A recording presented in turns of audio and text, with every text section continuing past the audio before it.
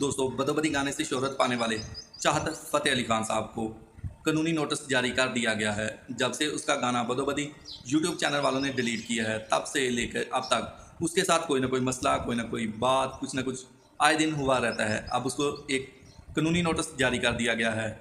दोस्तों, इसकी तफसील हम आपको आगे जाकर बताएंगे कि उसको नोटिस क्यों जारी कर दिया गया है। दोस्तों, एक रिपोर्ट के मुताबिक उस्ताद नुसरत फ़तेह अली खान, जो कि किसी तारफ़ की मोहताज नहीं, सब लोग उनको जानते हैं।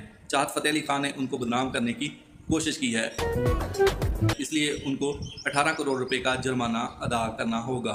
कानूनी नोटिस चाहत फ़तेह अली खान की रिहाइशगाह, जो कि बरतानिया में है, उस पर भेज दिया गया है। अब आगे दोस्तों क्या होता है, हम आपको इसकी तफसील ज़रूर देंगे। दोस्तों, नोटिस में लिखा गया है कि चाहत फ़तेह अली खान को 15 दिन के अंदर अंदर अदालत में जवाब देना होगा। चाहत फ़तेह अली खान पर एक और मुकदमा हत्या के इज्जत का दायर कर दिया गया है, जिसमें लिखा गया है कि चाहत फ़तेह अली खान ने नुसरत फ़तेह अली खान को बदनाम करने की भरपूर कोशिश की है और साथ ही फैसलाबाद के लोगों के जज्बात भी मजरूह हुए हैं। कॉपीराइट की भी खिलाफवर्जी की गई है। ये जो तमाम इल्ज़ाम हैं, ये चाहत फ़तेह अली खान पर लगाए गए हैं। चाहत फ़तेह अली खान इसका कैसे जवाब देते हैं, ये तो अल्लाह जानता है।